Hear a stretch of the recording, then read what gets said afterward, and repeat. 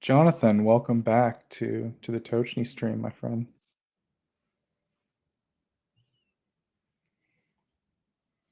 He's muted. He doesn't want to talk.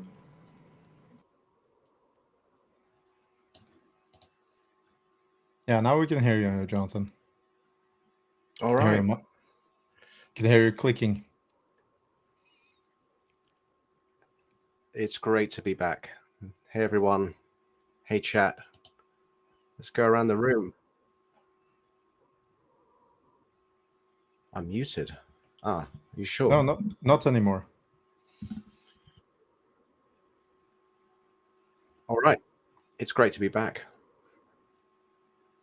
Yeah. That.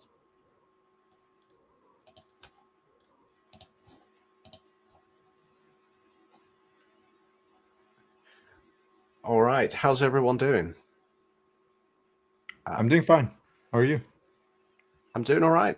Just come back from Poland. It's beautiful over there. Beautiful flatland. Do you like Poland, Maurice? Is there any specific reason why you ask the only German here on the stream how I like Poland? No, not a real serious reason.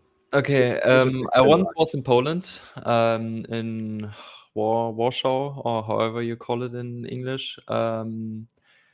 It was disgusting, and that's my only experience with Poland. So sorry. Dang. All right. One story I left out this week was Poland was talking about doing like loans for military equipment. I don't know how serious they were about it. That's why I didn't include it, because it was just like one Polish minister talking about it, which, I don't know. My experience in Polish politics, like that doesn't mean a lot. But yeah, I don't know. In the future, we might see like some kind of Polish lend-lease program, and I don't know. They have a lot of military hardware, so that'd be cool. I mean, in the end or in the short term, of course, that could mean, if they really mean it, new additional military aid for Ukraine, and they don't have to pay anything for it, which is, of course, great. But in the long term, they still have to pay it themselves. And yeah, I don't know. It's just like I don't make a big secret out of it that I'm not very happy with the way Poland handles the Ukraine aid since late 2023 at latest. And it's just this another confirmation that they're not providing any money for their own defense industry for Ukraine. They in the end want Ukraine to buy the stuff themselves, because apparently when they say, hey, we lease it out to you or we pay it ourselves, but you have to pay us back, the capacities are there, just that they just don't want to spend any money on it. And yeah, just my 2 cents.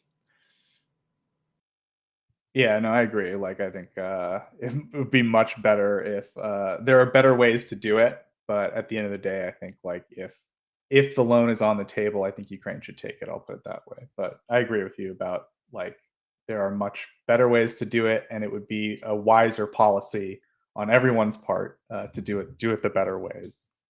But I don't know. Real quick, I just wanted to mention to people, if you could, thanks for tuning in, by the way. You guys came early to the stream if you're here. So please do like the stream, like let people know that it exists. It kind of spreads the word about it on YouTube. And of course, if you want any future updates, I assume you're already subscribed, but subscribe to Tochnyi. We appreciate it. We have a lot of very fine scholars doing fine research here. So thanks so much. Jonathan, I think we're ready to start the broadcast. Is that right? It's 2100 Kyiv. Let's go.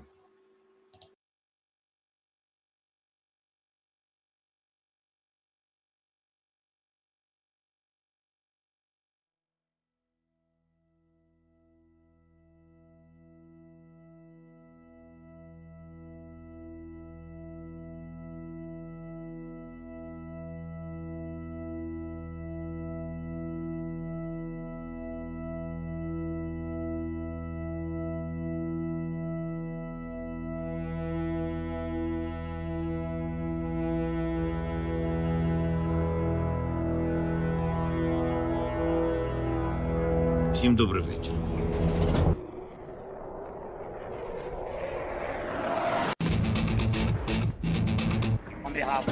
brave. On behalf of every father and every mother, wings for freedom. On behalf of our warriors, and paves the way for a new history.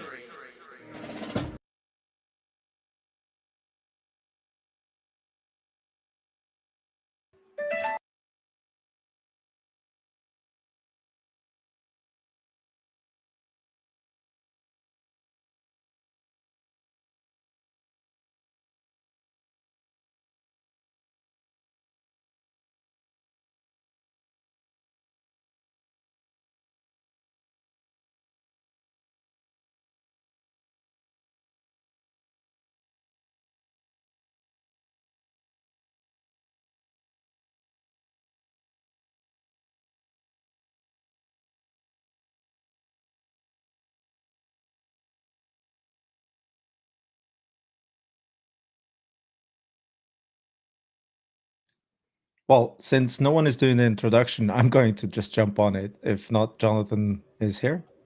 I'm here, and I did Okay. it. I did it muted. I'll just do it again. Go again, Jonathan.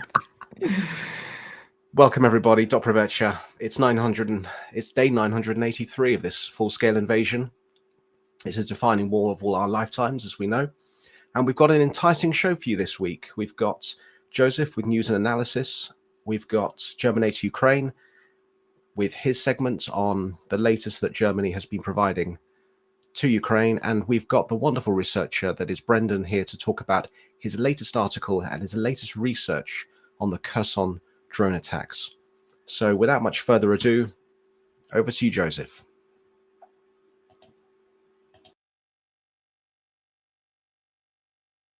On the morning of Thursday, October 31st, Russian occupation forces reported an assault involving drones on the seaport in the city of Berdyansk, currently under Russian control in Ukraine's Zaporizhzhia region. As a response, occupation authorities announced a citywide day off. Since early morning, locals reported hearing explosions which began around 6 a.m., followed by the activation of Russian air defenses. Photos posted on social media channels, including Berdyansk Segodnya on Telegram, showed smoke over the port area, with ambulances seen departing the vicinity. In response to the attack, residents were advised to remain indoors, avoid traveling by car, and keep a safe distance from windows. The occupying forces also urged motorists approaching the city to reconsider their travel, while military roadblocks were set up on several streets close to the port. Russian-backed media alleged 6 drones approached the port from the sea, while residents on social media claimed the number was higher.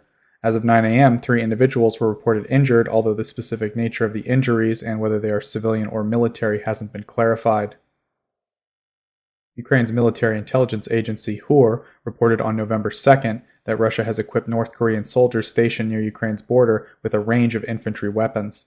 These include 60mm mortars, AK-12 rifles, machine guns, sniper rifles, as well as anti-tank guided missiles, handheld grenade launchers, and equipment such as night vision devices and thermal imagers. The deployment of North Korean troops from Russia's Primorsky Krai to Ukraine's border reportedly includes over 7,000 soldiers, according to U.S. Secretary of State Antony Blinken. Ukrainian intelligence analysts have expressed doubts regarding the effectiveness of North Korean soldiers in combat, attributing this to communication challenges between North Korean and Russian forces. According to HUR, North Korea has sent around 12,000 troops to Russia, including 500 officers and 3 generals, with many still undergoing training across 5 military camps in Russia's Far East. The main intelligence directorate of Ukraine's defense ministry, alongside local resistance fighters, conducted a successful operation in the Russian-occupied city of Berdyansk, targeting a railway bridge crucial to the movement of military supplies. According to a source cited by Ukrinform, the operation involved multiple powerful explosions, which destroyed the bridge situated between a local water utility and a car wash on East Avenue. Following the act of sabotage, the rail link to Berdyansk has been completely disrupted, cutting off a vital supply route for fuel, weapons, and ammunition to Russian forces occupying the area. While pro-Russian media and local propaganda outlets have asserted that all bridges remain intact, they have yet to provide any visual evidence to support their claims. A drone strike hit the main building of the Russian Special Forces University, named after Vladimir Putin, in Gudermes, Chechnya. This incident marked the first drone attack on Chechen soil as reported by the Russian Telegram channel Agentstvo Novosti. Kadyrov confirmed on his Telegram channel that the attack took place at 6:30 a.m., which sparked a fire on the roof in what he described as an unused building within the university complex. He noted no casualties and claimed the fire was promptly contained. However, Agentstvo Novosti highlighted that Kadyrov's statement omits two key facts: the building struck was the university's main structure, and that it bears Putin's name. The facility was built in 2016 but is apparently still under development in 2023 and was designed to include a multimedia center, a 2-level gym, swimming pools, classrooms, a conference hall, and various administrative spaces. In response to the incident, Kadyrov stated that investigations are underway to determine those responsible, and he assured that the university remains operational. Up next, we have economy and aid. The U.S. Department of Defense has announced a new $425 million defense aid package for Ukraine, marking the Biden administration's 69th aid allocation from existing DoD stockpiles since August 2021. The latest tranche includes significant resources aimed at bolstering Ukraine's air defense and ground combat capabilities. Key elements of the package feature munitions for NASAMS air defense systems, Stinger missiles, and equipment designed to counter UAVs. The package also includes ammunition for HIMARS, 155 and 105mm artillery rounds, as well as air-to-ground munitions.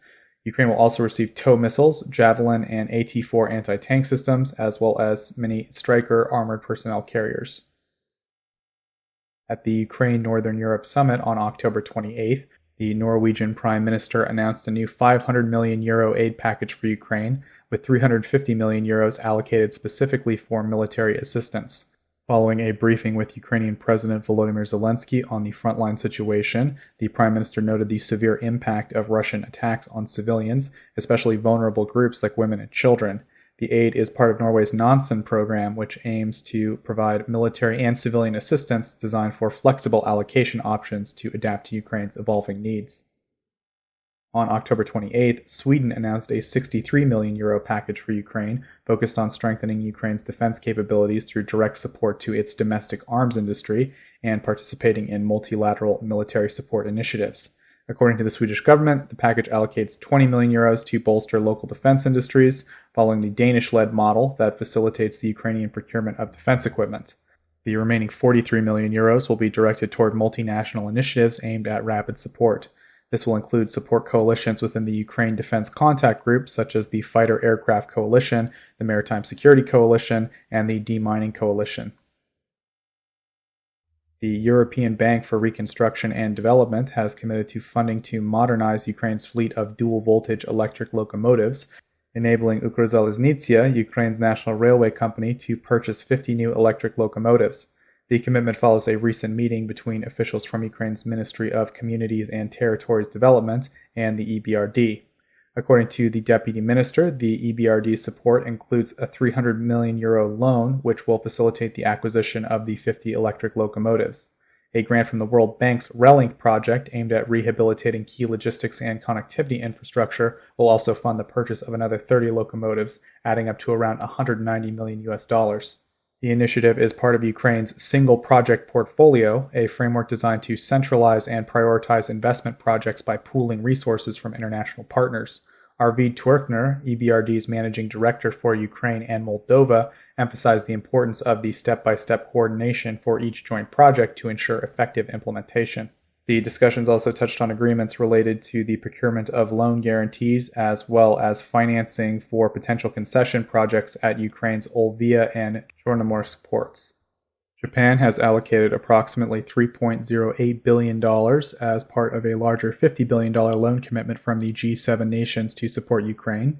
The allocation, reported by Japan's 47 News, is part of the collective G7 effort to back Ukraine through loans, which will be dispersed from late 2024 until the end of 2027. Each G7 country will handle its loan arrangements separately, with repayments intended to come from proceeds of Russian assets frozen under Western sanctions. The European Union's contribution will total around $19.6 billion, despite an earlier approval of $35 billion by the European Parliament as a precaution in case the US withdrew its pledged support. Following confirmation of the US contribution, the EU commitment was reduced. Canada has allocated $3.7 billion, while the UK has allocated around $2.94 billion to Ukraine. The U.S. has committed $20 billion. A lot of sanctions news this week. The United States has added 2 Swiss lawyers to its sanctions list, citing their involvement in schemes to help Russian clients bypass Western sanctions. Reports from European Pravda and Swiss Info, based on a statement from the U.S. Embassy in Switzerland, indicate that these lawyers exploited a loophole in Swiss law. Under the legal gap, Swiss lawyers can operate as non-financial intermediaries without facing the same obligations or reporting requirements as other financial entities, allowing their activities to remain undetected for an extended period. The U.S. ambassador to Switzerland, Scott Miller, highlighted the dual role of Switzerland as a major financial center and essential participant in the international sanctions system. He emphasized Switzerland's responsibility to tighten its legal framework to prevent misuse for unlawful financial operations. Miller urged the Swiss government to close the legal gaps, ensuring that lawyers acting in intermediary roles are brought under regulatory oversight and that sanctions compliance is strengthened. The U.S. Department of Treasury has also announced a new set of sanctions targeting 275 individuals and entities supplying Russia with advanced technologies and equipment. The new sanctions will include intermediaries from third countries found to be supplying Russia with essential military materials, and the U.S. stated it will continue to apply pressure globally to enforce restrictions that hinder Russia's capacity for military expansion. The UK has imposed sanctions on 3 Russian agencies and 3 senior officials connected to the disinformation campaigns intended to destabilize Ukraine and erode Western support for the country. According to the UK's Foreign, Commonwealth and Development Office, the social design agency funded by the Russian state and its partner company Struktura have been running operations to interfere with democratic processes and weaken backing for Ukraine globally. UK officials have identified these entities as operators behind the Doppelganger network, which uses over 120 imitation websites to distribute false information, fake documents, and deepfake content. This network reportedly mimics reputable news and government websites to spread misinformation. Ukraine has officially joined the International Fund for Agricultural Development, a United Nations agency focused on supporting rural economies and enhancing global food systems. Ukrainian Agrarian Policy and Food Minister Vitaly Koval announced the membership on social media and emphasized that this move opens up new possibilities for advancing Ukraine's agricultural sector. Ukraine will become the 179th member of the IFAD following a recent meeting between Ukrainian officials and representatives in Rome. IFAD prioritizes small-scale farming, which aligns well with Ukraine's goals to boost its agricultural productivity and competitiveness. Membership offers Ukrainian farmers access to affordable financing options, grant opportunities, and the eligibility to participate in IFAD's procurement tenders for goods and services, which can further strengthen their position in both domestic and international markets. The Belgian company Thales in Belgium has entered into a partnership with Ukraine to co-produce missiles aimed at countering drone threats. The Ukrainian Minister of Strategic Industries announced the collaboration, which includes the joint production of missiles and potential future technology transfer to enable Ukraine to independently manufacture FZ-275 LGR missiles. This missile is equipped with a semi-active homing lead and is an advanced variant of the Thales unguided missile, typically deployed from helicopters, aircraft, and ground launchers against various targets. The missile was originally developed by Forges de Zeebrugge and produced by the Airstal Arms Facility and has been tested on South African Ruivac helicopters. Its 70mm caliber allows compatibility with systems like the Vampire, which the Ukrainian Armed Forces currently use to intercept drones. India's Shreya Life Sciences has supplied Russia with high-performance servers featuring NVIDIA processors designed for artificial intelligence applications, despite Western export restrictions on such technologies. According to Bloomberg, Shreya exported around 1,100 Dell PowerEdge servers to Russia between April and August, with shipments valued at approximately $300 million. These servers are restricted by US and EU sanctions due to their potential military applications, and they entered Russia through India, which is not party to the sanctions. Although India has emerged as a transit hub for sensitive exports, trade data suggests Malaysia is the primary source, with the servers initially shipped from Malaysia to India before reaching Russia. Shreya Life Sciences, which was established in Moscow in 1995 by Sujit Kumar Singh, initially focused on pharmaceuticals, but has since expanded its offerings to include advanced technology. Shreya's client Russian company Main Chain, which is not currently under U.S. sanctions, received the servers supplied by Dell subsidiaries in India and Singapore. From March to August 2024, India imported over 1,400 of these high-powered servers from Malaysia, which were subsequently resold to Russia. Another Indian company, Hayers Infotech Private Limited, has also provided technology to Mainchain, with Shreya and Hayers Infotech collectively exporting $434 million in high-tech goods to Russia since February 2022. Google faces a massive symbolic fine in Russia, reportedly amounting to around 2 undecillion rubles, a figure with 36 zeros, due to delay penalties that have compounded since 2020. The fines began accumulating after Russian pro-government media outlets Tsargrad and Ryafan won lawsuits against Google for blocking their YouTube channels, with daily penalties doubling weekly since then. This immense fine, far exceeding any practical or payable amount, stems from Russia's legal claims that Google discriminated against Kremlin-aligned media. The Kremlin described the fine as symbolic, with spokesman Dmitry Peskov commenting that the astronomical figure is part of Russia's expectation for Google to restore the banned accounts. However, Google's Russian operations are limited, as the company's subsidiary in Russia filed for bankruptcy in mid-2022 following the implementation of Western sanctions. Google has since restricted advertising in Russia, aligning with international sanctions related to the war in Ukraine. Up next, we have international relations. Australia has officially joined the International Coalition for the Return of Ukrainian Children, making it the 41st country to participate in the effort to reunite Ukrainian children with their families. This coalition focuses on addressing cases of Ukrainian children who have experienced unlawful relocation or deportation due to the war. Ukrainian Parliament Commissioner for Human Rights Dmytro Lubinets expressed gratitude for Australia's commitment to aiding the cause. Ukraine and South Korea are set to deepen their cooperation, with updates on joint initiatives expected soon. A spokesperson for the Ukrainian president announced a recent phone conversation between the two nations' leaders and that South Korea will be sending a delegation to Ukraine.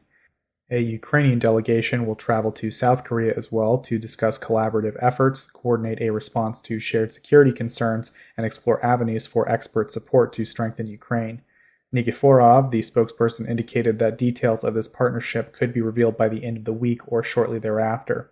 There have been several other statements related to South Korean and Ukrainian cooperation in terms of sharing intelligence. The South Koreans have stated that we'll be sending military observers of some kind, but I think we'll be getting more specifics in the near future when these delegations finish their work. The North Korean Foreign Minister Cho Sun-hui, in talks with the Russian Foreign Minister Sergei Lavrov in Moscow on November 1st, expressed North Korea's commitment to supporting Russia, quote, until the day of victory. Choi described the relationship between North Korea and Russia as a new level of invincible military comradeship and praised the Russian president's, quote, wise leadership, affirming North Korea's belief in Russia's eventual victory in what they called a sacred struggle. This visit by a North Korean delegation comes as it was announced that Iran and Russia are also working on a similar bilateral security agreement. Russia's Federal State Information System has opened early registration for bloggers with over 10,000 followers who plan to advertise or receive donations in preparation for new regulations set to begin in 2025. Qualifying applicants, including individuals, businesses, and foreign nationals, can now register and will receive a unique ID number, which must be displayed in a pinned post or in the channel's description. This allows regulators to confirm the identity of the account owner. Once verified, channel administrators are required to link their official registration listing in the channel's description. Under the new law, which was passed earlier this year, bloggers and social media accounts with more than 10,000 followers must complete the registration to continue monetizing through ads or subscriptions. Unregistered channels will be restricted from earning revenue, and content from unverified pages will be banned from being shared on social media in Russia. Finland's Deputy Prosecutor General Jukka Rape announced on October 31st that Jan Petrovsky, a Russian neo-word YouTube doesn't want me to say, and co-founder of the Rusich Sabotage Assault Reconnaissance Group, will face trial in Finland on charges of war crimes. Petrovsky's trial is scheduled to begin in early December 2024, following a Finnish Supreme Court ruling that denied his extradition to Ukraine, citing concerns over prison conditions in Ukrainian facilities. Petrovsky, the deputy commander of the far-right Rusich unit, is accused of war crimes he committed while fighting for Russia and its proxy Luhansk People's Republic. He and other Rusich members allegedly killed 22 Ukrainian soldiers and injured 4 others. The group has openly flaunted their extremist views and claims to be supported by Moscow to target Ukrainians. This trial marks Finland's first prosecution for war crimes committed on Ukrainian territory. Petrovsky faces charges related to violations of warfare norms, specifically in the treatment of wounded and deceased Ukrainian soldiers. The court will review video evidence from incidents in Ukraine, along with testimonies from survivors to establish the details of Petrovsky's actions. And that wraps up all the main headlines for this week. So now we'll move to the next segment.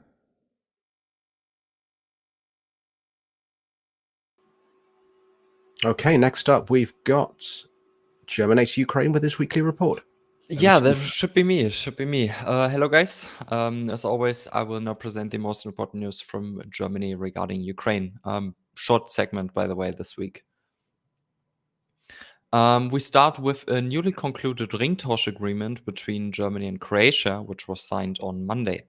Within 2024, Croatia will hand over 30 M84 main battle tanks and 30 M80 IFVs, so infantry fighting vehicles, as well as ammunition and spare parts to Ukraine. Germany will in return finance this with 144 million euros, which they, so Croatia, will use to partly finance up to 50 Leopard 2A8 main battle tanks for their own army. So in the end, 60 armored vehicles consisting of 30 main battle tanks and 30 infantry fighting vehicles, which will be delivered within the next 8 weeks, which is, in my opinion, very good news for Ukraine. And already as the last news item of this week, on Friday, to provide essential humanitarian assistance for the winter, UNICEF Ukraine made public that they have recently installed 4 powerful generators co-financed by the German government for housing complexes in Lviv, which is home to almost 1,000 displaced Ukrainians. And yeah, that's already everything I had. Back to you, Joseph. Or Jonathan, whoever. That's fine. Thank you. Thank you, Maurice. We're very lucky today to be joined again by Brandan Kelley, who's just released his latest article and research regarding the Russian attacks against civilians in Kherson, Zaporizhia, and elsewhere. So welcome back, Brandan. It's great to have you here. Dobry wieczór. Good evening, everybody. Good to see everyone again. Happy to be on Tochnyi stream again.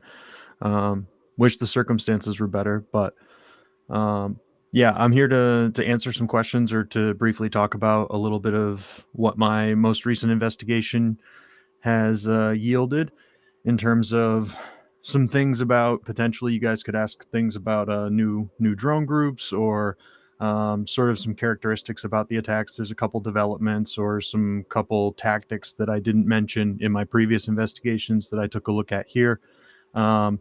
And also, what's the Ukrainian response? That was one thing that I touched on a little bit in my last article, but it was kind of unclear at that time as to what that was. So some things came up this past month that kind of gave us some more evidence about what's actually being done about this from the Kherson military administration and the military. Thanks, Brendan. Many will have been following the registered daily Russian strikes against Kherson on Andrew Perpetua's map. However, what is the current situation regarding Russian drone attacks on civilians, medics, and other civilian personnel? And what is the one major development in Russian tactics you analyze in your latest article? Yeah, absolutely. So as kind of like a temperature check, latest numbers that I have are 408 casualties, represented from June 21st to October 19th was when we stopped counting for this specific publication. As I understand, I think the number is somewhere around like 440 potentially right about now, from some other sources that I've seen. But I don't have numbers that match their timeline, so I don't want to speculate beyond what I have data for. So in terms of developments, in terms of like tactics and things like that, we can talk about remote mining a little more in depth if we want. But just to kind of talk about some changes in the data, not a lot has changed, but in terms of survivability and casualty status, we've actually seen a 2% increase from killed to wounded. So now we have more wounded people than killed people, which is you know, I hate to call that like a positive development, but I mean, people are dying at a smaller rate. People are still being injured and maimed by these attacks, but the lethality of the attacks in question are becoming less and less. And that could be for a couple reasons. Like as we're approaching like winter, people are inside a lot more, and also people are much more aware of the drone problem now than they were 2 months ago. And many people are hunkering down and have developed tactics to kind of, as we heard in our interview with Zarina, right, to like hug the buildings, hug the trees, and that's a pretty surefire way to make sure that you're okay for the most part. In terms of age demographics, there was some small developments, but nothing crazy, but a slight increase in the 61 to 80 demographics, so slightly more elderly victims than we've seen recently, which tracks with kind of both the population of Kherson and population demographics of Ukraine in general, but also in terms of the targets that the Russians like to choose. We do see people that are typically like 50 years and older. So you do have kind of like a little bit of a spot between the 41 to 60 and 61 to 80, where there's kind of a sweet spot where that's where the Russians really are incurring a lot of the casualties. So that's it for data in terms of the hardcore data analysis, from like age and casualty status standpoint. But you mentioned first responders, and we can talk about that a little more in depth too in a bit. But that was one tactic that it's been going on for a long time, but it wasn't necessarily addressed as well in my last article as I have addressed it now. A little more of a formal address to it. I mentioned it in my very first article, Hounds of Z, with the assassination of a police officer in Kherson back in June. And so we see that this is a pattern. About 30 or so medical workers. It's higher than that now, because there was an attack on an ambulance today in Bilazerka, just to the south of Kherson. A drone attack on an ambulance, of course, which is pretty typical. There's some footage later in the article that people can go online and look at, but definitely some pretty grisly, horrific footage of drone pilots even taunting victims, or using victims as bait to attack first responders, which that's been a characteristic of Russian attacks since June. So it's not new, but it just hasn't been addressed in my research as well as I'd liked to have done it before. So now I have done that. And then was there a third part to your question? I don't remember.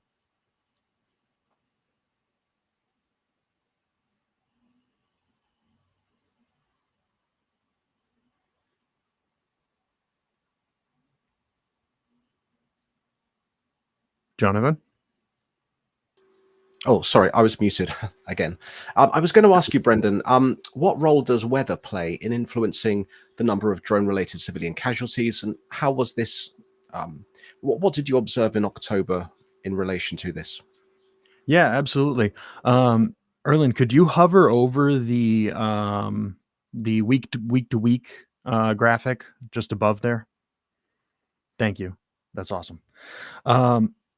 We can see towards the middle to end of October there, right? There's that like sort of major decline. We have that peak in September. Weather in September was much clearer. We talked about that first dip at the beginning of September, right? Potentially being about Kursk, but as September's weather was pretty ideal for drones, we can see that actually corresponds to some increases in drone attacks, right? We also talked earlier in a couple streams ago about how like the second and third week of September, right? Like those weren't as high as other weeks, but it was because the Ukrainians were starting to employ more effective EW measures. And what we see within October is that as well, right? especially the end of October. Alexander Prokudin has really kind of flooded things with EW, but that corresponds also with weather and how weather is allowing these drone pilots to operate uninhibited or to really have to reconsider operations for the day at all. So one thing I noticed while doing some research was how basically in the middle of October there was the largest amount of precipitation that Kherson had, or the lower Dnipro basin basically had in months. And what that did is it really disrupted drone operations. On 2 days, there were almost no casualties whatsoever. There were no casualties, not almost. There were none, which we haven't really seen a day without drone casualties very often. We'd have to go a bit further back into September to find that, and then further back into August to find that. So a day without drone casualties is very rare. So to have sort of a stretch, like almost a week, where you're only averaging about 1 casualty per day was a respite that we haven't really seen in a while. And that's because of that large amount of precipitation. So the drone pilots aren't able to fly during high wind or high precipitation environments. So what they end up doing is in that time, they end up training. And we can talk a little bit about that too later. Thanks, Brendan. You mentioned the October the 5th strike, which injured 6 Ukrainian doctors, I think, in your article. And the on the topic of EW, if we could just touch upon that, the very necessary protection that needs to be afforded to Kherson's hospital. Can you give an overview for our audience? What attitude the Russian operators of these drones have taken towards this particular hospital? Yeah, absolutely. Yeah, so EW and kind of the attacks on medical personnel have sort of a little bit of overlap there. Obviously, right, when you're employing EW, you're trying to really pick and choose critical infrastructure that you want to preserve within the city, right? Especially when resources are stretched fairly thin at this point. Regarding electronic warfare and the different brigades that are operating on the Ukrainian side and their access to it, right? A lot of it comes from crowd-funded donations and things like that, or politicians privately donating equipment. And so one of the infrastructure objects that is really important and essential within Kherson and the larger community, honestly, is the oncological hospital. So the oncological hospital has been sort of an object of interest of the Russian drone pilots for a while, right? We saw all the way back on September 2nd that attack that killed the oncologist after he was tracked with his wife. So they know that the oncology hospital it's vital for the civilian resistance, I guess, is a good way to put it. Civilian persistence, right? Continuing to survive despite the horror that's going on around them. The oncological hospital provides essential care to many of the elderly residents of Antonivka and Dniprovsky and Kherson at large. So it's a vital object that is now being used, or well, not being used, is being protected by the utilization of EW. And what the Russian drone pilots are saying is that this is now leading to it becoming a legitimate target in their eyes, right? They sort of have that saying that we know very well now, right? Any employment of EW equals an attack, right? Any and all. And that definition of EW, right? We've also discussed that with our interview with Zarina here previously, how that definition of EW is pretty elastic for the Russians in terms of what they consider to be true electronic warfare. In this case, there is actual jamming being employed, from what I understand, to protect the Kherson Oncological Hospital. Now, in regards to October 5th, that was actually, we've seen video footage on Tochnyi before of that attack. Zarina shared with us sort of intercepted, slightly jammed FPV footage of an attack on an ambulance. And that October 5th attack, it was actually I guess maybe a triple tap potentially is a good way to call it, from my understanding of how the events unfolded. Based on the police reports and based on how the city administration, military administration, I should say, how they described it, there was a victim from shelling. The victim from shelling was awaiting medical care. One ambulance responded. That ambulance was then attacked by drones. A second ambulance then responded as well, because I think there were other victims of shelling still within the settlement, but then they were attacked additionally, right? Responding to a variety of victims. And so, yeah, you had a total of 6 medics, nurses, doctors. There was a variety of words that were used to describe the personnel that were injured, as to who was who and what age and what position they inhabited. I'm not super clear on that, because the reporting from the police wasn't super clear as to like who was who. But it was pretty horrific from my understanding. So six medical professionals were intentionally targeted, while civilian casualties were being used as bait. Thanks, Brendan. So Osvodomatul Alex has posted that all buses are targets, yet he denies that that he's targeting first responders, which runs completely contrary to the evidence that you show clearly in your article. I was wondering if you could tell us a little bit about the Kabar group. What role they have and how they've utilized 3D printing in their drone operations. What does this particular group carrying out some of these attacks? What role do they have, and what do we know about them? Yeah, so the Haber group, they're relatively new. They came online on Telegram, I think September 6th is when they first started publishing. And they're, from my understanding, they're based kind of in and around Oleshki, maybe a bit to the north upriver, northwest or northeast, sorry, upriver. So they, from my understanding, I think like they posted a screenshot in the article where like Sadova is one of the areas just upstream from Antonivka, and that's sort of where they seem to be attacking from. So from the bank through Sadova into Antonivka, based on sort of the visual evidence that they've provided, and screenshots of their own Yandex maps. So the Haber group, yeah, they're basically a drone manufacturing and drone team. And that's something you see with obviously most drone teams that are flying FPVs in Ukraine. You have sort of in-house production a lot of the time, or the production element is a part of the drone unit, right? So you have sort of a factory that then supplies, or some cases you have pilots building their own drones and then flying them.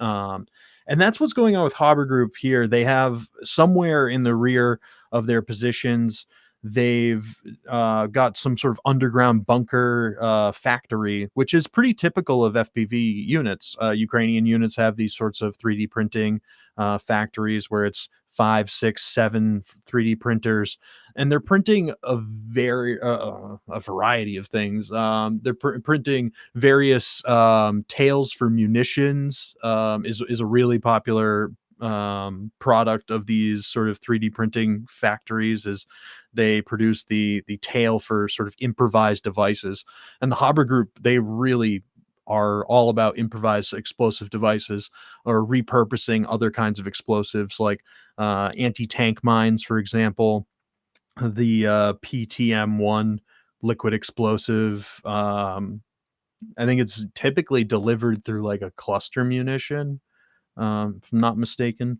And it sounds like a crap mine, but basically it's this liquid explosive that over time degrades and then will blow up, I think, on its own. From my understanding of what it does. But the PTM-1 is one of their sort of like flammable munitions, or big big boom munitions that they use every now and again. These guys also have developed 3D printed apparatuses to deploy like claymores and other anti-personnel mines, and that plays into remote mining, which we can talk a little bit more about too, because these guys are actually one of the first groups that I saw employing remote mining.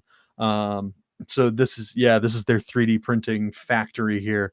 It's very interesting to see sort of how they develop these devices that then go on to all of their custom built FPVs and how they are designed for specific munitions.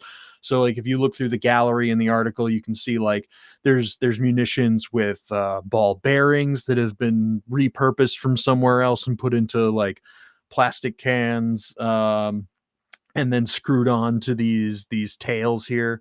And you can see also the employment of PFM1 Lepistocks. So the Lepistock is a anti-personnel mine with a very sensitive liquid explosive charge in it, that has this sort of interesting ability to blend in with its surroundings because it looks like a rock or a leaf. It's got a very curious shape that helps it spin through the air when it's deployed. And so you can see these sort of like objects starting to appear around Kherson City, that have been dropped by this harbor group here. So they're involved in all kinds of things, from 3D printing for their drones to creating sort of IEDs, I guess is a good way to describe it.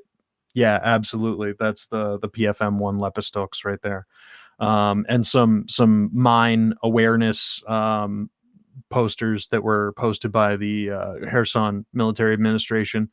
You can see in that first picture, it's almost indistinguishable from a rock, right? They use glue, they use leaves, they use dirt to roll the mine in it and then drop it. And I've seen some pretty grisly reports, because these things amputate limbs, right?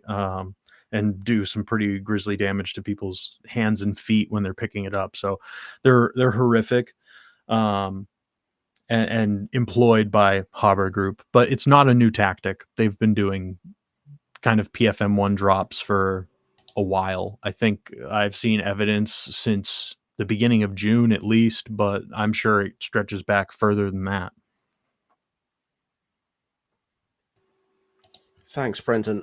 How have Russian mill bloggers attempted to discredit Ukrainians in Kherson? I'm thinking of everyone from the 23-year-old cyclist victim you mentioned in your article to Alexander Prokudin. What kind of specific narratives do they use? And how do they try to discredit these Ukrainians who are fighting for their land and freedom? Oh man, there are so many ways that you can talk about how they seek to discredit.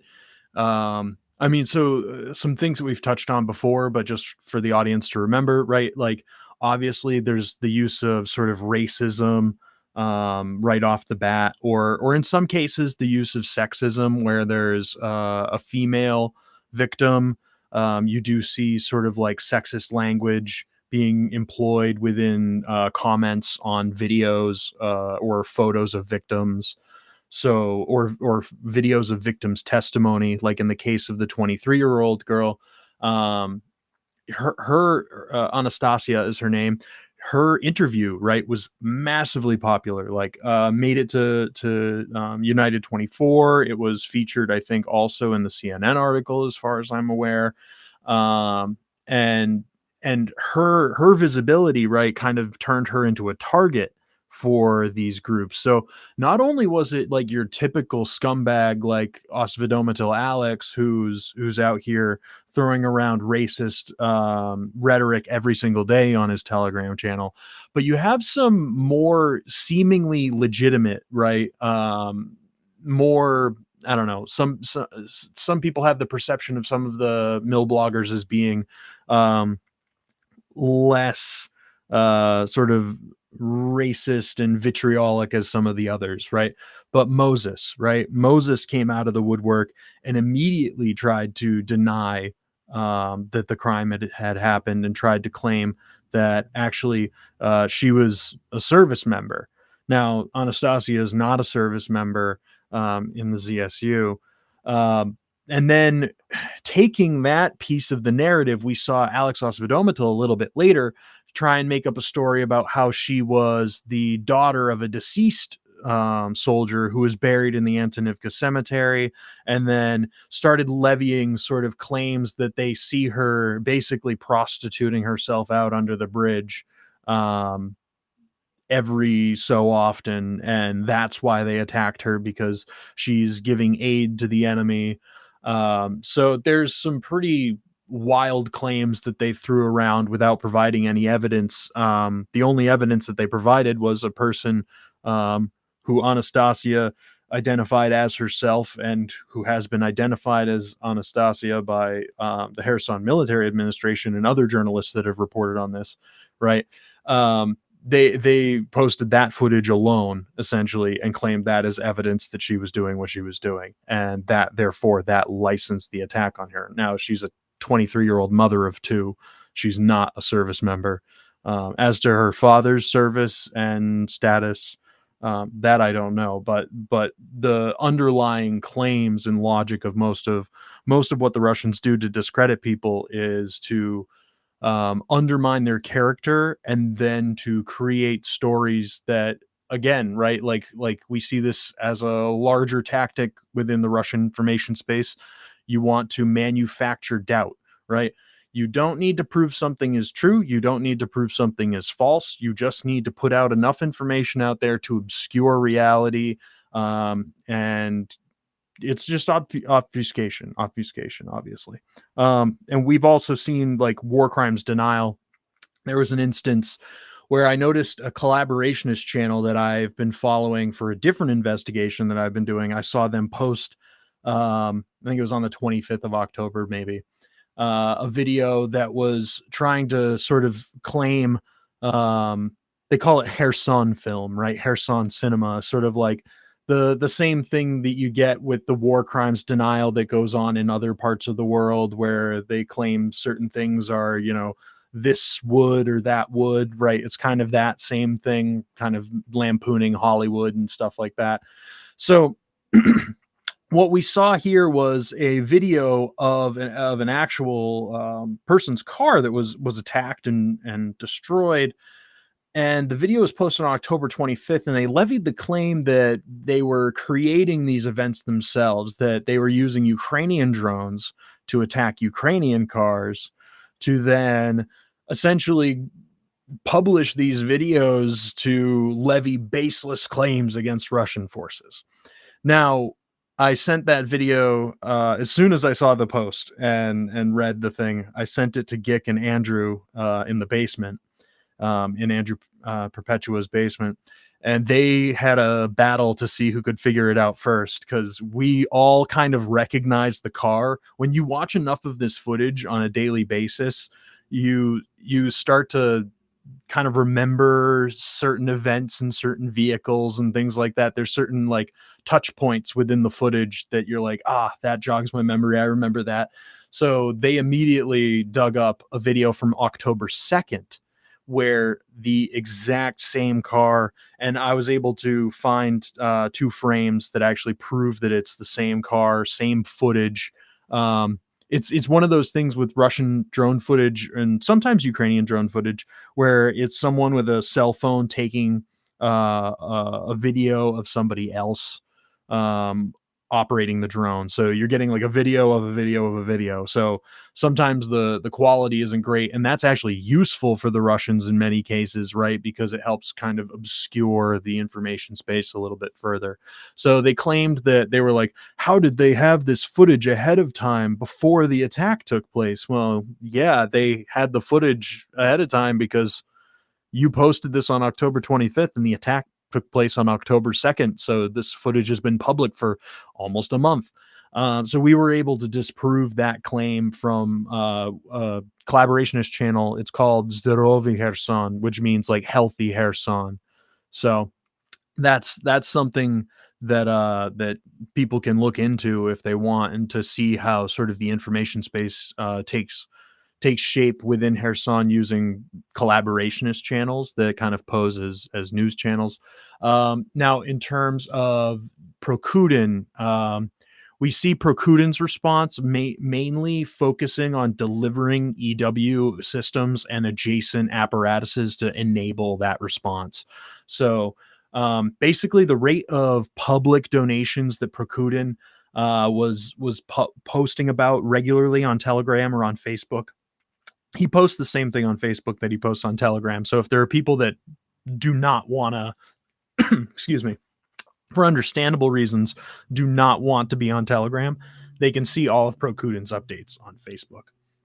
Now, Prokudin had, I think, 3 public offerings of EW or EW adjacent systems in September. Now, as we're getting towards October, I think we had 2 or 3 earlier on in October, but once we get towards like the 19th, 20th and beyond, it gets to almost a daily rate of donations. And this also corresponds with aid from Petro Poroshenko as well. So it's not only Alexander Prokudin that is helping out here, and it's not only Alexander Prokudin that's a target of the ire of the Russian drone pilots and mill bloggers, but it's also Petro Poroshenko, the opposition politician, former president of Ukraine. He has been throughout October, I think towards the beginning of October is when he started doing it. He's been donating various systems to many of the units located within Kherson area of operations.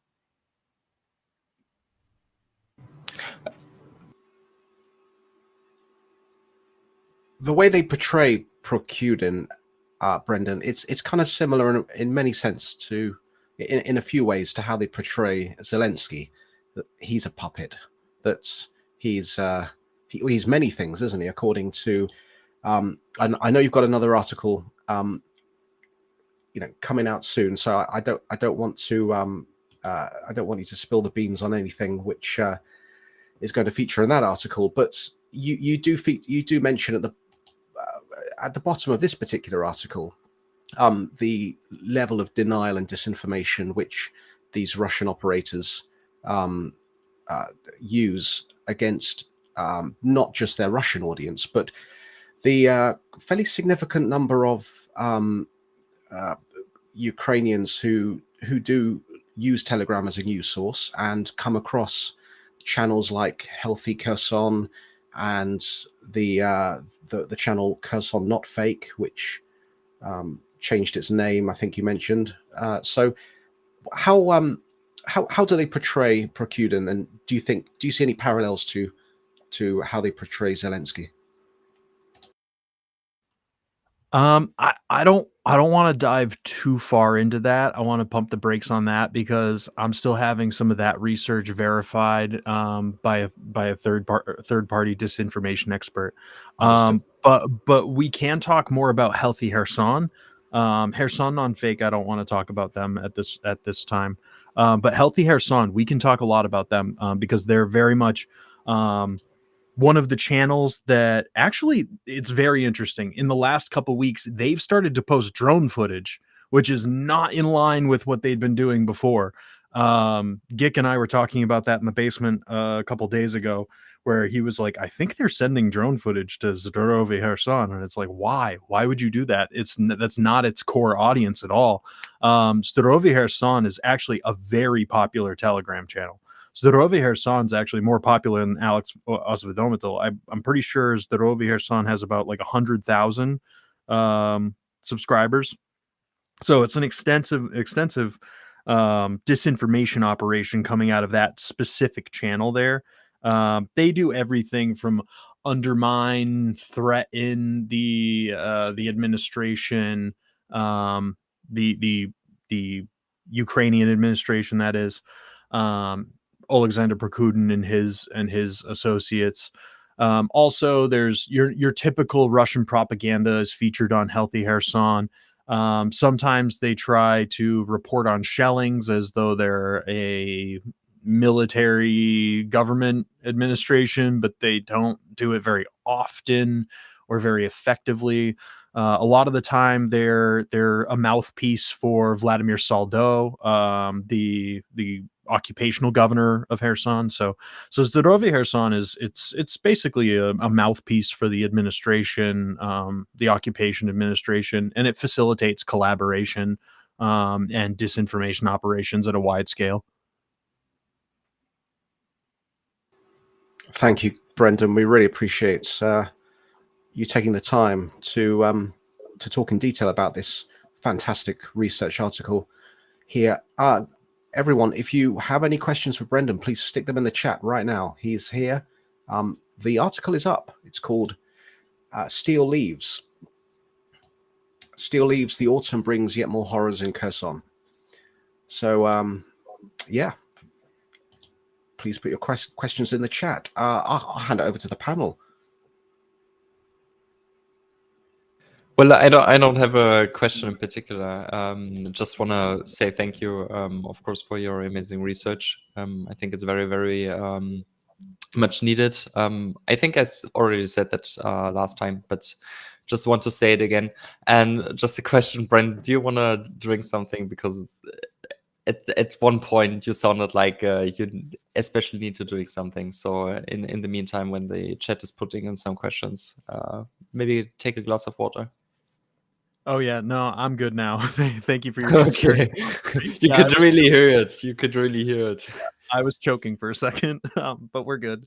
Yeah, thank you for the support as always. Yeah, and if anyone has any questions about anything about tactics, about their overall strategy, victims in terms of numbers, percentages, I can rehash anything that people want, or sources if people want sources. I always extensively source all of my articles so that you can actually go and find this information yourself as well.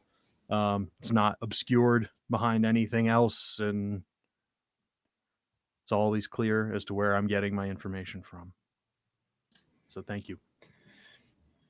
Yeah, thank you, Brandon, for the amazing work you're doing. I just wanted to ask if you've noticed that since you started reporting on this, there's been a couple of major news outlets, at least, that have caught up on at least some of what is happening in Kherson. Do you feel that what you and also Sarina has been doing has helped in a way to get the light on this?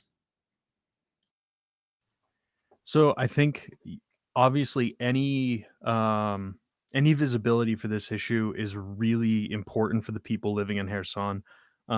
There's several people on X that I've become acquainted with that are from Kherson, and they're very, very much all for whatever major media outlet will pick up the story. I know, for example, actually, Alexander Prokudin was thrilled that Washington Post picked up the story as well, because I think they put out a piece earlier this week on it.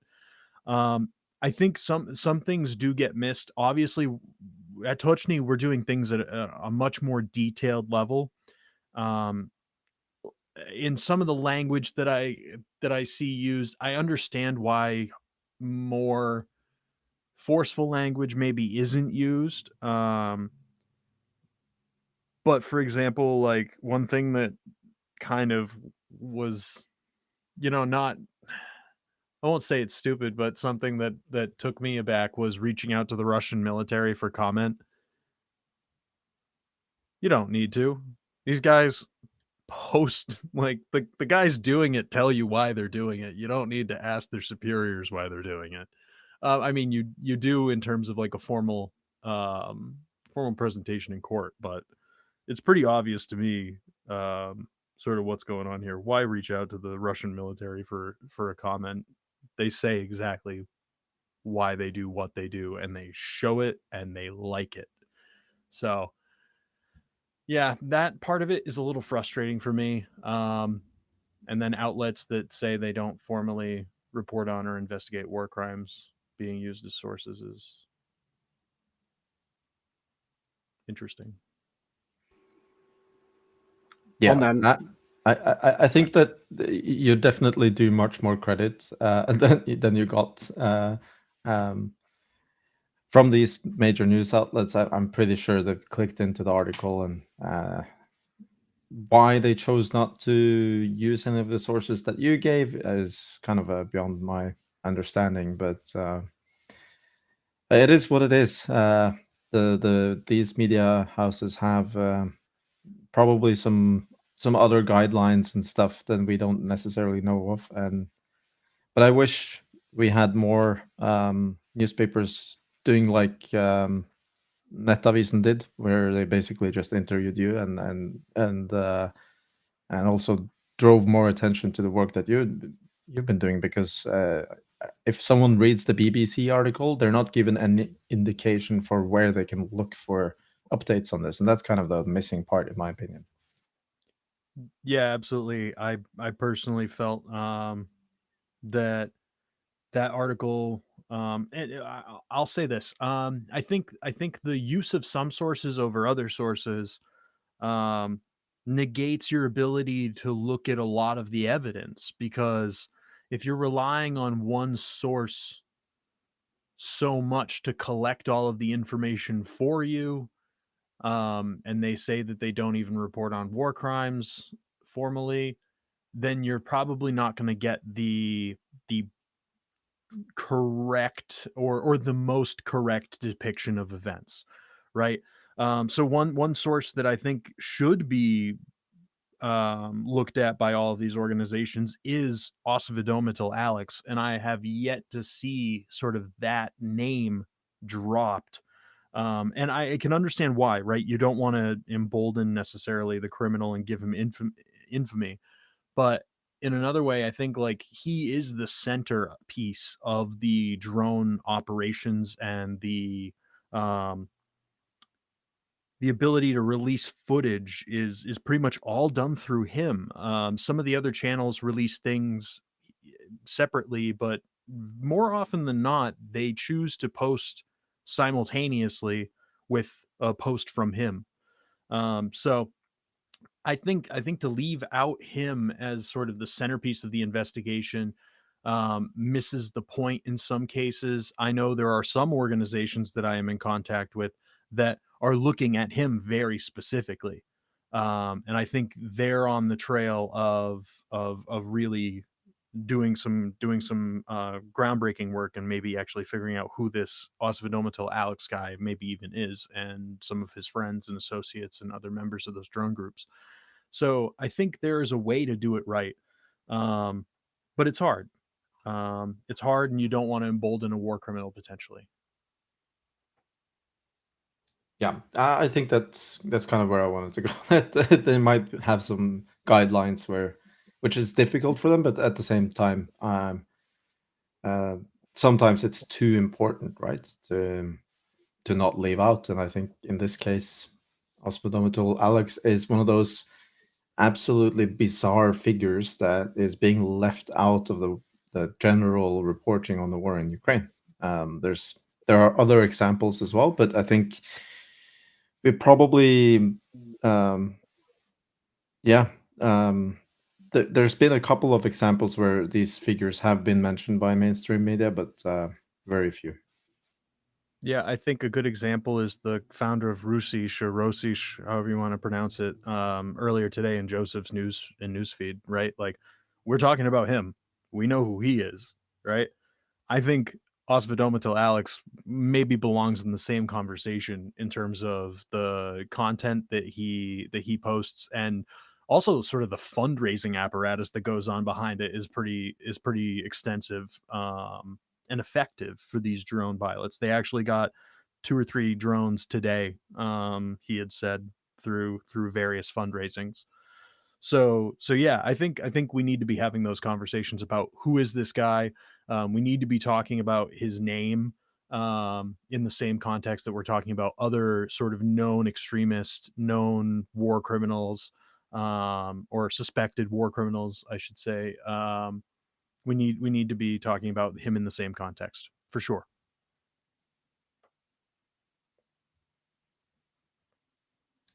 Yep, absolutely agree. I think it'd also be useful for the BBC's audience to know that the 6 strikes that were listed on their Thursday article of 4 days ago, that these strikes are not just, they don't just total 6. They, just looking at Andrew's map, this spans something like 400 days and hundreds of strikes. So the scale of this is unknown to a great many people. So thank you. Just one quick thing about that. I would say even Andrew's map is a poor estimation of scale.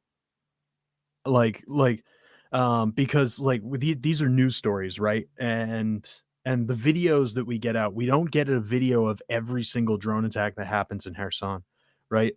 So this does show you kind of scale, but it's actually many more times worse.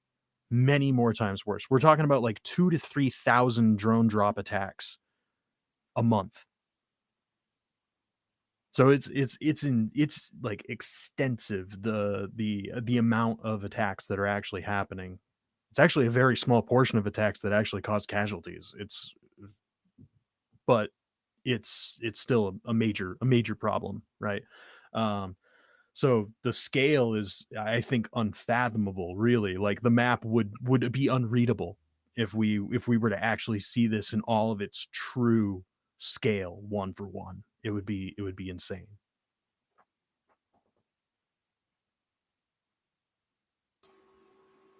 The scale we can see is certainly a contrast to the one offered by the BBC. So certainly. Thanks. All right. Do we have any questions from chat? Lots of people appreciative of your work, Brendan, as are we all. Thanks.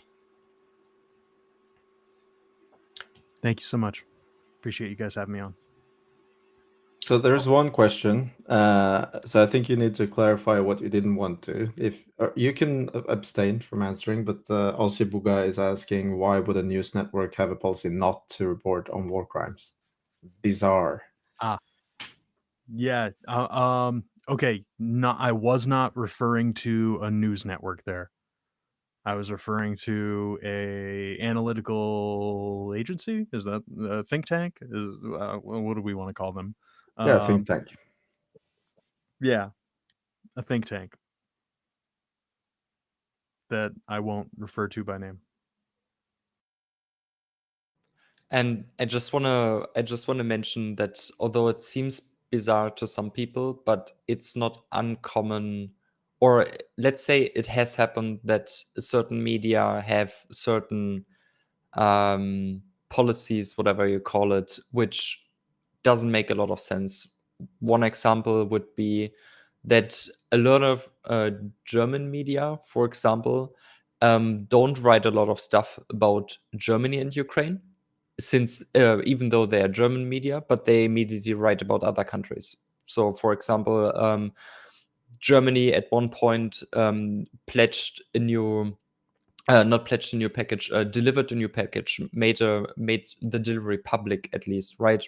Every couple of weeks we made certain deliveries public, and for a couple of days nobody's writing about it except me, because I'm doing this work, and I've watched every big German media, whatever, and at the same day, like 3 or 4 days later, the Pentagon or the White House made public a new package, was like 250 million or 300, 400 million, something like this. Not very big, right? And within the next 2 hours, there were like in all big news agencies or news media in Germany, there were certain articles saying US pledges new assistance to Ukraine.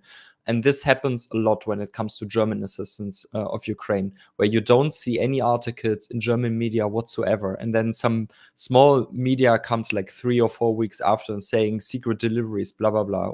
Doesn't make any sense. But when other governments or other nations pledge something or deliver something to Ukraine, you have articles within a couple of hours. just doesn't make sense to me. It doesn't make sense to anyone who I spoke to. But it's maybe an example of media have strange policies. Hope that makes sense to some here. Sorry for the rant. Everyone else is afraid of covering German aid to Ukraine. Like I see stories sometimes in the news, and I'm like, oh no, that guy's got it covered. I'm good. Yeah, but they should do it themselves, right? I mean, within the team, of course, that's one thing, but I don't think they look to me and say, hey, he got it covered, especially since I'm just writing in English, right? I'm not even writing news in German. I'm only writing them in English. And they have big enough teams and millions of readers and in Germany. And they, I don't know, yeah, I can't even explain it. There's certainly a reason behind it why nobody is doing this, but it certainly isn't me.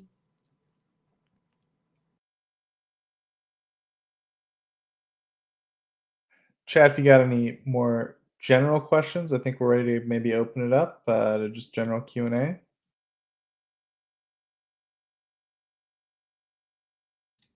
I think you have to get it started, Joseph.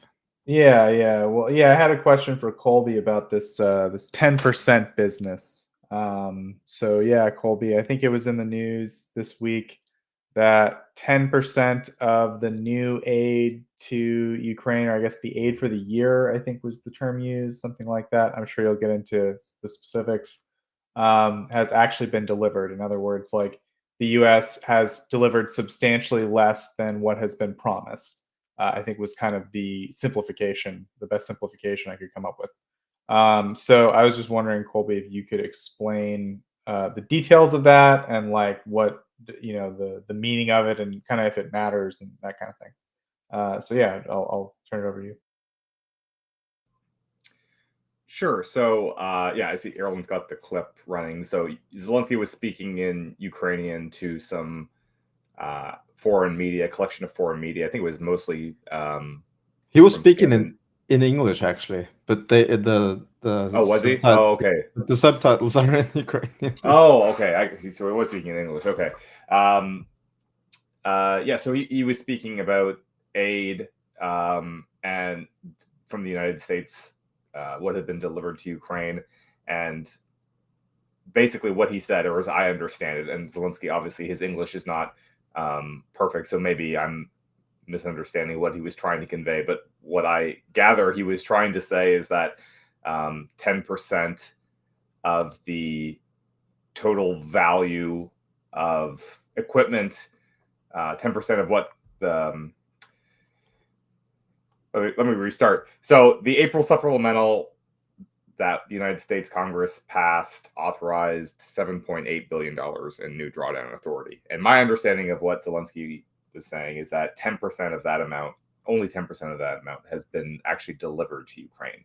So $780 million would be 10% of that $7.8 billion worth of drawdown authority. That is the value of equipment that can be sent to Ukraine from Department of Defense stocks. So 10% is a understatement, according to my sources within the Ukrainian Ministry of Defense, but it is not dramatically larger than that. So maybe we can say it's 20% as a rough number. I don't have a precise figure, but it is 10% would be definitely an understatement. But even if we say it's 20%, that's still not a lot. That's only $1.5 billion, basically. But comparing that to the $7.8 billion is not really the right way to frame this, because we all know that not all of the new authority that was authorized in April has even been promised to Ukraine so far. I mean, it's all been notified to Congress now, but the Department of Defense has not announced specific drawdowns of equipment up to that value. They've only so far committed $4.6 billion since April. That's the total value of all the different drawdown packages since April. But even compared to that number, that's still only a third, basically. Just over 1.5 billion compared to 4.6 billion. So you can say that maybe a third, maybe a little bit more, but it's still the vast majority of the equipment that has been promised in these packages has not actually physically been delivered and arrived to Ukraine so far. And this is much worse than the problem has historically been. It's always been the case that it takes time to deliver some things. Some things move pretty quickly. Other things take a lot longer, depending on what it is. And historically speaking, they've done an okay job at getting things in relatively quickly. But this problem has gotten significantly worse, probably in the last 6 months, maybe a little bit longer, 9 months. It's gotten worse and worse to now we're at the point where still huge amounts of equipment that's been promised so far has not been actually physically delivered. And time is obviously running out. There's only 3 months left in President Biden's term. We don't know who the next president's going to be. We don't know exactly how that's going to pan out. So they've been saying that they want to utilize all the available security assistance tools at their disposal right now, but that is looking less and less likely given this problem that they're having delivering and the persistent problems and getting money obligated. So they really need to figure out a way to resolve these problems because Ukraine obviously still has very, very desperate needs for more material. And they're counting on the United States in particular because they are the ones that still have the largest stocks. Other countries have really run through a lot of what they had readily available to give to Ukraine. So they're really counting on the United States to come through on these commitments. And right now they're obviously not doing what they need to be doing. So hopefully that kind of helps explain things a little bit better to people. Apologies, I'm a little bit under the weather, so hopefully that was clear. Oh yeah, no, it's clear, Colby. I'm sorry. I hope you feel better, man. I guess like maybe the one question I had for clarification is like, where specifically would you say the holdup is in terms of why the stuff isn't coming? It sounded like you were saying it's kind of an administrative holdup. In other words, like Congress has approved the money, the president has like signed off on these aid packages. And the question is like, there's sort of some bureaucratic stuff that needs to get done at the ground level that isn't happening, or is it that the stuff isn't being produced fast enough? Like, what is the actual bottleneck here? Do you think, Colby? Yeah, I don't have sort of much granular information about what specifically is not being delivered. If there's a particular class of system or systems that it's a challenge to deliver. I think in general, it's just sort of across the board. The things that are being promised are just not moving. And there's a lot going on under the hood here that gets very complicated. And so I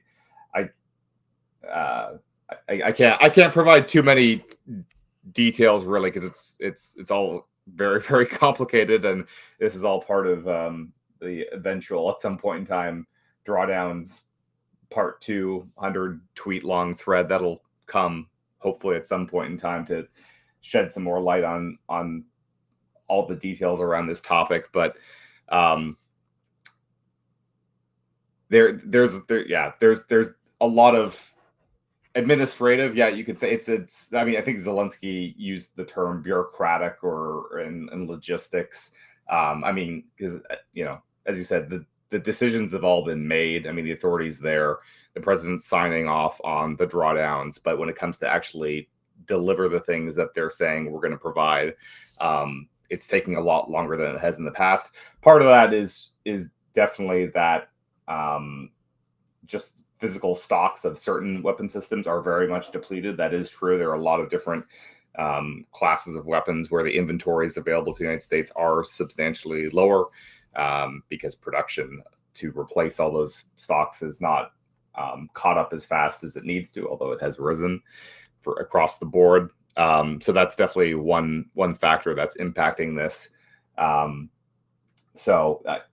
All I can say is that certainly on the Ukrainian side, they're trying to work with the United States to resolve the problem.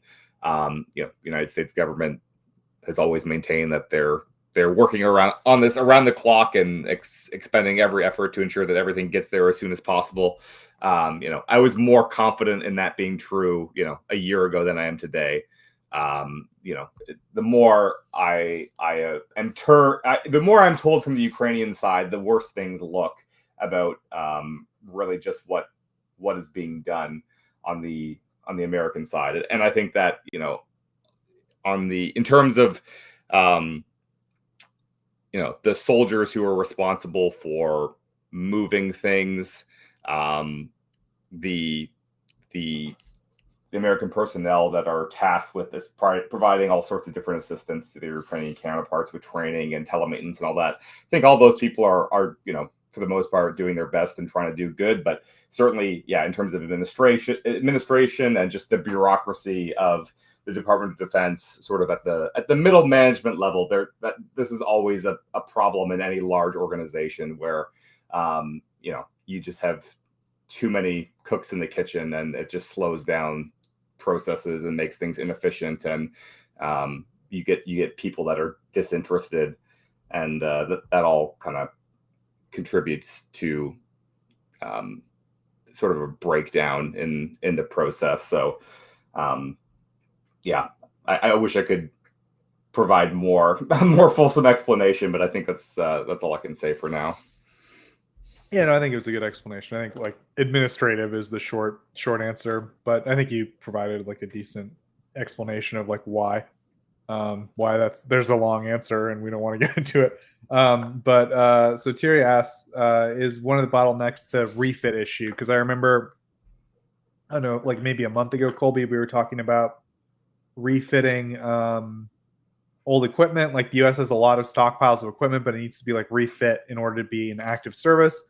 And for a long time, the U.S. has basically been taking from active stockpiles where the stuff's already active, but that stuff's sort of running out. So now the U.S. is starting to refit some stuff to bring it back into service.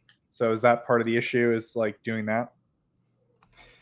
Yeah, I mean that's certainly significantly reduced the pool of available equipment that could be provided. Is that they have really done very little in terms of restoring non-operational equipment to operational condition. I guess it's a problem in that if they promise to send something and they find that something is not actually in operational condition, then they do have to spend the time and effort to restore it first before it can be sent. Yeah, that's definitely one of the problems here. Although, I mean, legally speaking, they're not even allowed to, they shouldn't be committing stuff that isn't in operational condition. It has to be in operational condition for it to be eligible for drawdown. But that just goes back to the fact that the Department of Defense's financial management, just inventory management in general, is extremely poor. So, they've got they've just got numbers on a piece of paper that says that X is available in Y quantity, when in reality a lot of X is not available because it's not in usable condition. So they shouldn't be promising things that they don't actually have readily available. That violates the regulations that guide the process. So if they were following all the rules and had better inventory control to begin with, that would sort of help them get a better understanding of what they actually have at their disposal. Because yes, I mean, if they are promising things that aren't actually in usable condition, then that's really going to slow things down when they have to take the time and the money to get those things operational before they can be sent. So that's definitely something that has been a persistent problem, and probably hasn't really been resolved to the level that it should be. And again, hopefully I'll be able to explain more about that problem in the future when I do the next research thread. Yeah. Does anyone else have any questions about this 10% issue? Or 1/3 issue, I think, as Colby would say. Not from my side. Colby, you mentioned you got a couple threads cooking, but any articles or anything the good people should know about? Well, I mentioned the latest piece of Insider on last week, so that's been up for a while. But on this past week, I forget, Monday was it or Tuesday? I had the piece for SIPA that I had referenced that went up. So that got put up a lot quicker than I expected it to be. So that's been up for the past week, basically. So people can go look at the Center for European Policy Analysis website, and it'll be there somewhere in the in their written content section. And that was concerning just the need for whoever the next president is. It's really important that they basically reset sort of the United States' Europe policies, and that there needs to be a lot more consideration given to the members of the alliance who are pulling their weight, which is disproportionately the members sort of in closer proximity to Russia, be it the Baltic countries, Poland, Romania, Scandinavian, Nordic countries. Those are all the members of the alliance that really should have a larger voice than they currently do.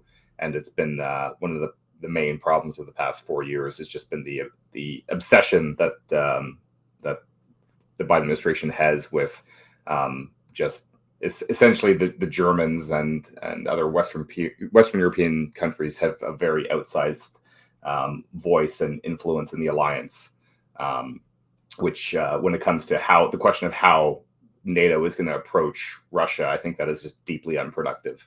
And it's really important for the next president to just give more consideration to the views of the countries and leaders that have a better understanding of the threat from Russia, because obviously there's very the views in Berlin are very different from those in Warsaw, and I would posit that the views in Warsaw are more grounded in reality, essentially.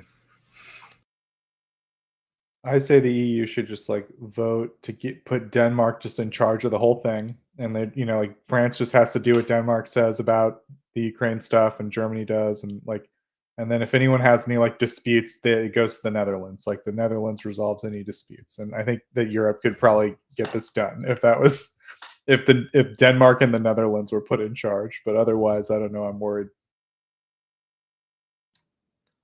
So there's another question from Space Test Account. Could the domestic disasters, along with increasing conflicts around the globe, be contributing to aid being delivered slower? And I mean, there's been, of course, all the problems in the Middle East. The US has at least been somewhat involved with it, with its military. Could these things be a bottleneck or creating more problems in the bottleneck for approving and getting all the bureaucracy done for Ukraine as well? As far as conflict, the Middle East goes, I would say largely no. I mean, there's a little bit of overlap when you look at material, but I guess you could say at the political level, there's a division of attention, obviously. So Ukraine isn't the only major conflict that's kind of happening. So people have divided attention, but the Department of Defense is a large organization that has people who are responsible for all the different corners of the world. So it divides attention at the very top. If there's one Secretary of Defense that has to worry about everything, there's one president that has to worry about the whole world. But that's always the case. There's always lots of things happening around the world, and that's why they delegate and have all sorts of people underneath them that are responsible for different parts of the world, so that everything always has somebody who's responsible for making sure that U.S. policy is being executed executed around the world and all the different hotspots. As far as domestic disasters go, I mean, this is definitely a problem for all countries. There's always this sort of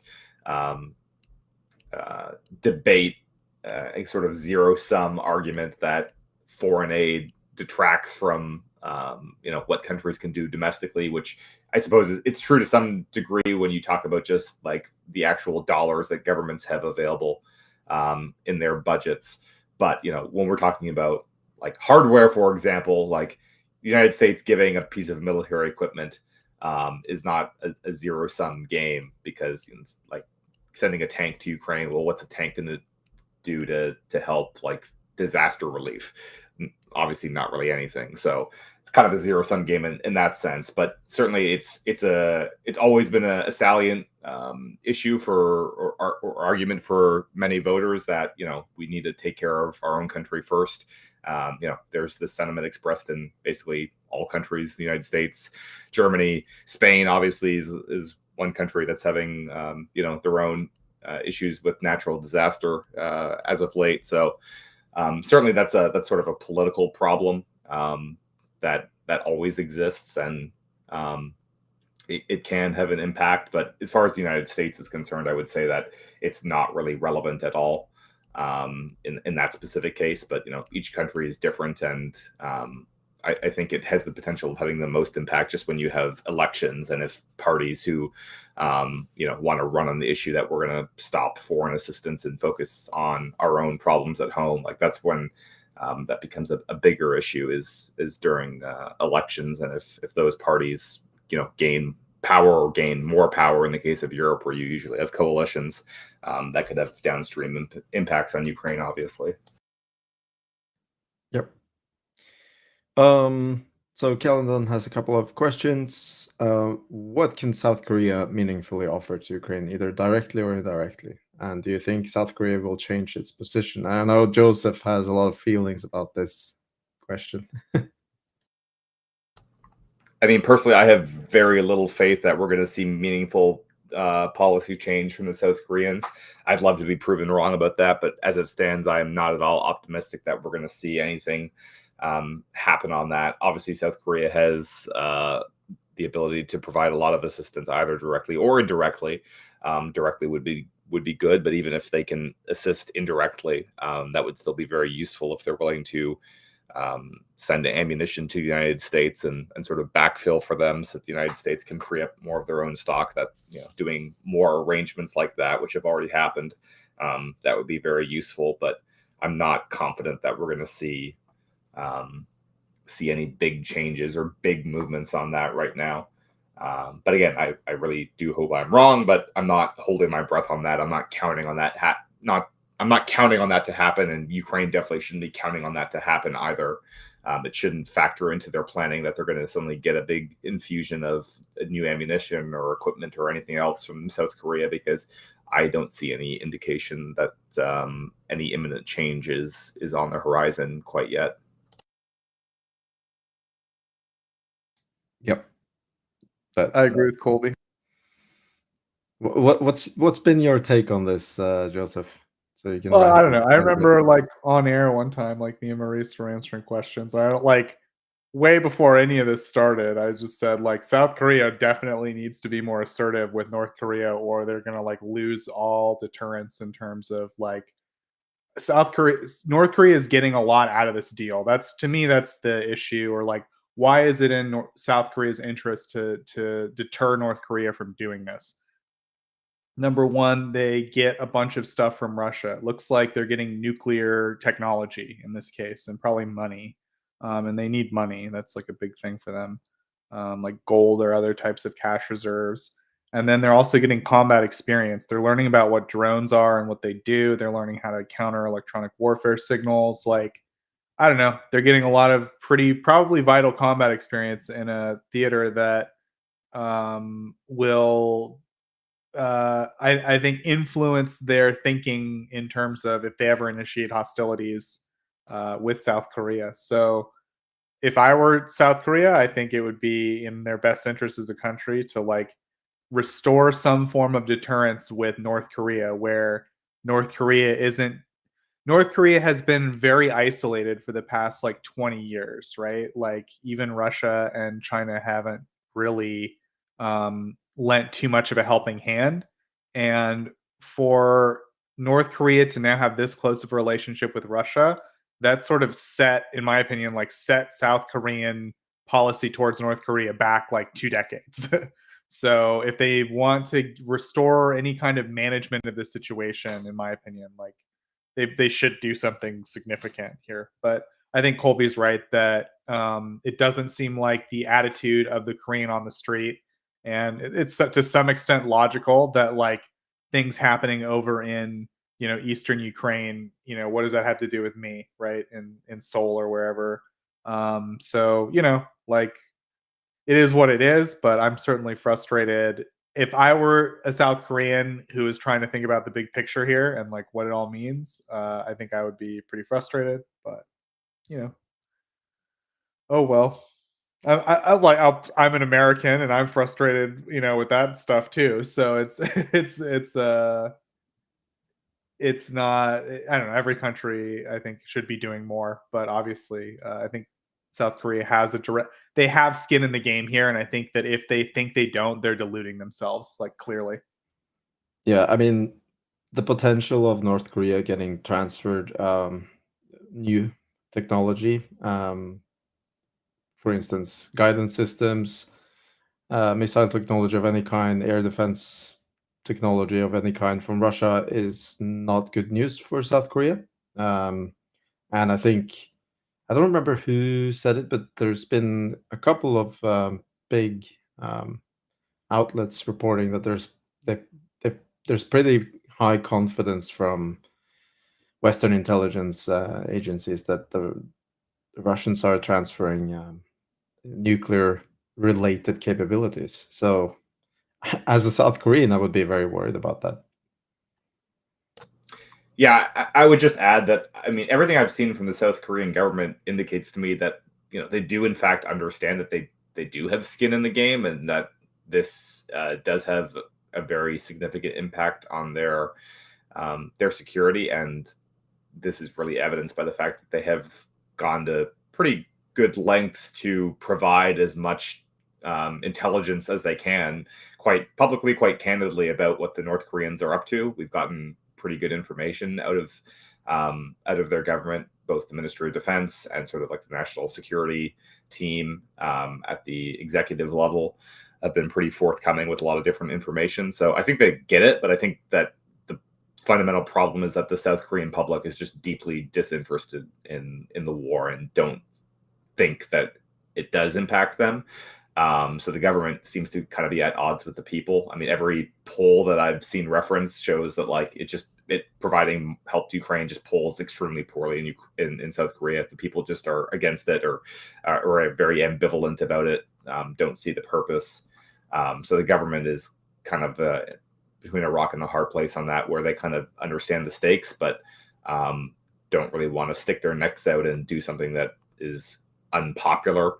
And they're up against the other political parties in the legislature that are very opposed as well, and ultimately politicians are obviously going to do what they view as in their political self-interest, and in this case doing not much at all seems to be what they have chosen to do right now based on those political considerations. So that's why I'm pretty pessimistic about it, because I think that's really like sort of the driving factor. It's not that the leadership or the president doesn't care or they don't get it. It's just a political calculation. And so unless the underlying political factors change, then I don't see why their decision making would change. It would basically require them to really make a determination that it is just so essential to their security that they have to make a decision, even if the electorate is against it, that they have to do it.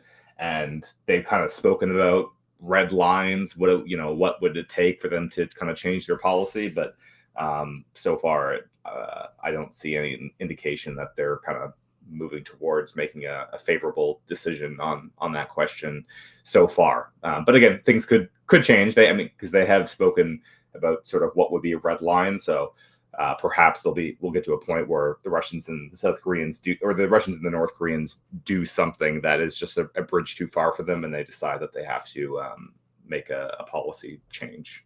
But I don't think that we're there yet. But again, I mean, I may be wrong. I hope I am wrong, and I'm definitely not an expert in South Korean politics, but that's basically my read of the situation based on what's out there and some of the conversations I've had with South Korean contacts. So, Yeah, that's the same vibe I got, what Colby said. Like the thing, to paraphrase what a South Korean said to me, it's like there's 12,000 North Koreans in Russia. There's like 1.3 million North Koreans like pointed at us, like big whoop. It's kind of that's, again, this is like just the street view, I guess you could say, of this situation to them. And I think, as Colby said, there's people at the top who have a more strategic understanding of the situation and a more long-term understanding. But yeah, that popular opinion is going to be a difficult obstacle to surmount. Yep, we have at least one more question from Kellen. Any chance Ukraine? And I think this is a good question. We're gonna get a very concise answer on it. Any chance Ukraine could get THAAD system like Israel? No.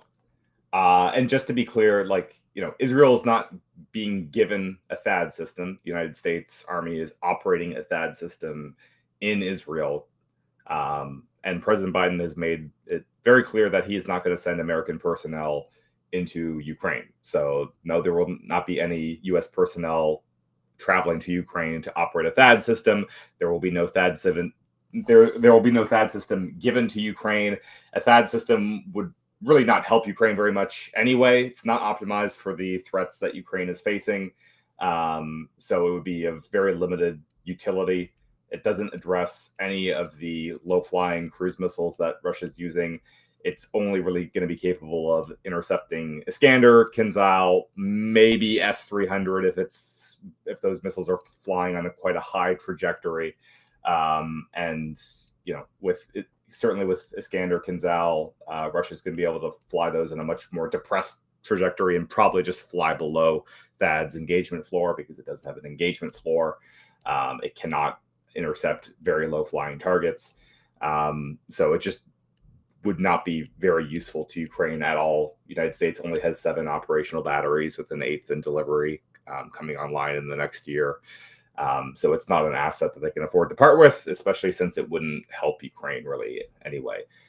So if you see anybody making the case that this should happen, if you see people on Twitter saying, oh, Ukraine should be given a THAAD system, honestly, you should block that person.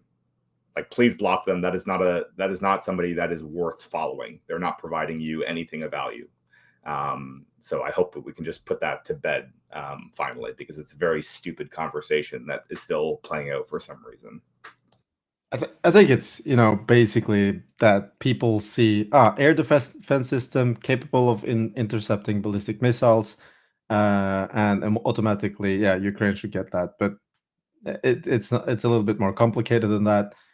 The PAC-3 system is just a lot better for Ukraine. I don't think Ukraine want a THAAD system right now either, because they would have to sacrifice personnel to train for that, while it would be a lot better to sacrifice personnel to train for PAC-3 system, because it gives them a lot bigger envelope of targets that they can take down. So yeah, I think it's just people just do it because they don't know better. I think people that are in the circle of kind of air defense and more into these kind of systems would probably not say it unless they have some intention of creating some negative emotions, because it's not going to happen, right? So if you see someone that is an expert doing this, it's probably of malice, I would say, because it's just not good for Ukraine. Well, there's no actual experts who are making this argument, but there are people that do know better who will still make the argument because, again, yeah, they're just trying to get clicks and exploit people's emotions. So, in that case, yeah, that's an account that you should block. And then in the case of somebody that just doesn't know anything, but they're going to talk about it anyway, that's also somebody you should probably block. So in either case, there's all these, quote unquote pro-Ukraine accounts that just say this stupid shit. Either they're clueless and they're talking about something they don't have any understanding of, and that's obviously an account that's not worth following or listening to, or you have an account where, they've been told by people who do understand, no, you're wrong, but then they go on talking about it anyway. because they're just trying to get clicks, that's also obviously an account that's not worth following. So unfortunately, this is actually the majority of the discourse in the, again, quote unquote pro-Ukraine space, because I don't accept the premise that any of these accounts actually are pro-Ukraine, because they're just spreading too much bullshit around, and I don't see how that's helpful to the cause.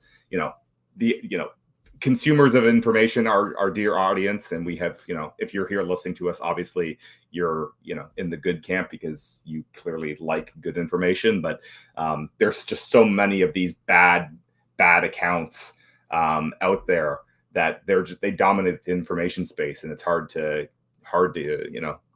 keep track of them all and filter them out. And I just encourage people to, spend more time and effort on that for your own sake, to get better information, like know who the bad accounts are and just block them or mute them. Just like pay no attention to them.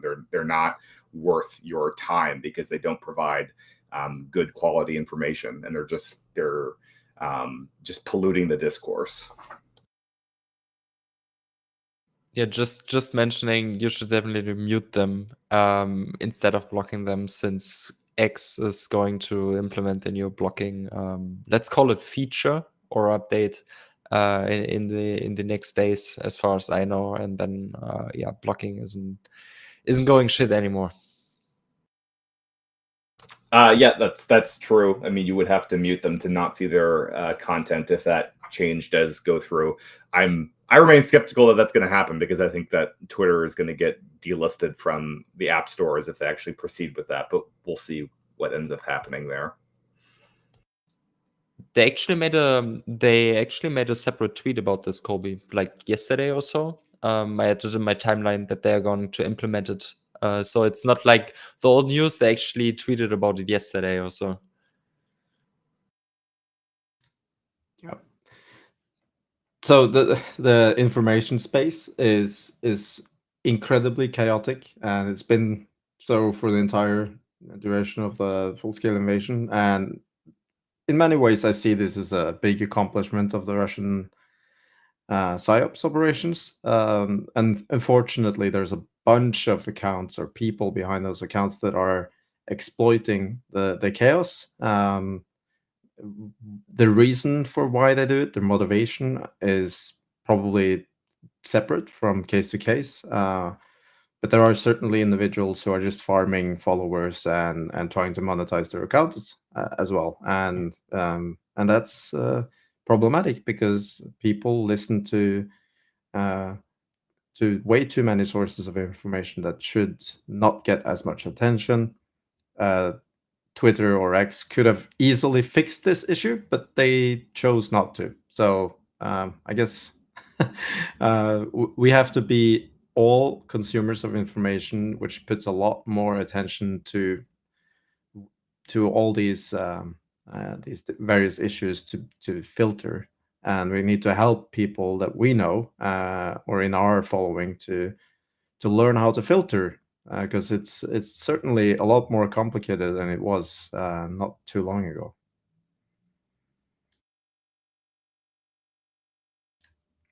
Okay. Okay.